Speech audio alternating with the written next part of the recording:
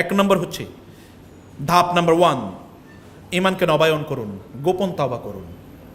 গোপন তওবা মানে কি বুঝেন? রাতের অন্ধকারে রুমের লাইট বন্ধ করেন, দরজা বন্ধ করেন, ফোনগুলোকে সাইলেন্ট করেন, ইন্টারনেট বন্ধ করে দেন এবং 2 রাকাত নামাজ পড়ুন।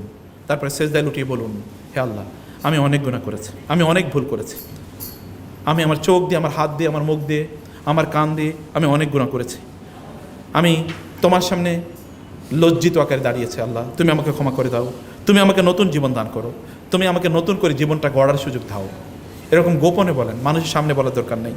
এভাবে আপনি গোপনে বলেন এবং গোপনে বলে আপনার জীবনের বাটনে, রিসেট বাটনে ক্লিক প্রেস করেন, রিসেট বাটন, গোটা জীবন রিসেট হয়ে যাবে।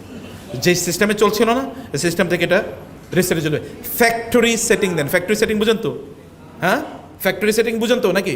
ফ্যাক্টরি সেটিং দেন। ফ্যাক্টরি কে? ফ্যাক্টরির মালিক কে? আল্লাহ। উনি যেই ফ্যাক্টরিতে আপনার বানাইছে, ওই ফ্যাক্টরি সেটিং অরিজিনাল স্টেট আছে। ফ্যাক্টরি সেটিং মানে হচ্ছে ফেতরাত। ফেতরাতে নিয়ে যান আপনার নিজকে, এটা করেন। 2 নম্বরে আপনারা যেটা করবেন তো হচ্ছে সালাতকে লাইফের সেন্টার বানান, নামাজ কেন্দ্রিক জীবন তৈরি করেন। নামাজকে না বলবেন না, নামাজকে হ্যাঁ, নামাজকে প্রায়োরিটি, নামাজ আগে, এরপর অন্য কাজ।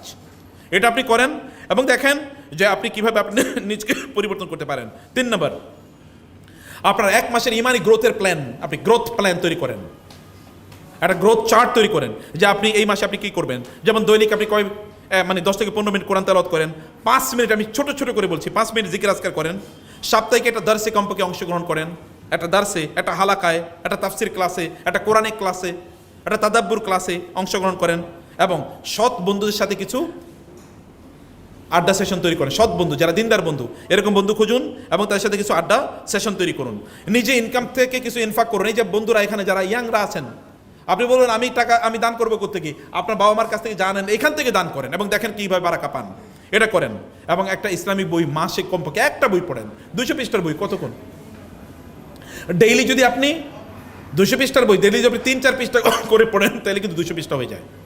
5 পৃষ্ঠা করে পড়লে আপনার 200 পৃষ্ঠা হয়ে যায়। 5 পৃষ্ঠা পড়তে আপনার 5 মিনিট লাগবে, না 6 মিনিট, না 10 মিনিট লাগবে। এতটুকু করেন। এতটুকু যদি আপনি করেন, তাহলে আপনি দেখবেন 10-15 বছর পরে আপনি এমন একটা জায়গায় চলে যাবেন যে জায়গাটি আপনার নিজকে আপনি চিন্তা করতে পারবেন না। মনে রাখবেন, আপনি যদি এখন আল্লাহ রাসূল যদি আপনার সামনে এসে দাঁড়ায়, আপনি কি বলবেন? আপনি বলবেন যে আমি মুসলমান? বলতে পারবেন?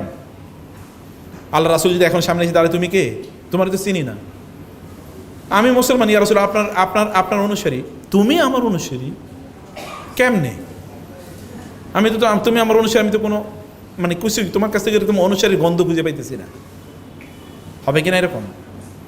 আমরা কার অনুসারী, রাসূলের নাকি শয়তানের? এটা চিন্তা করা দরকার।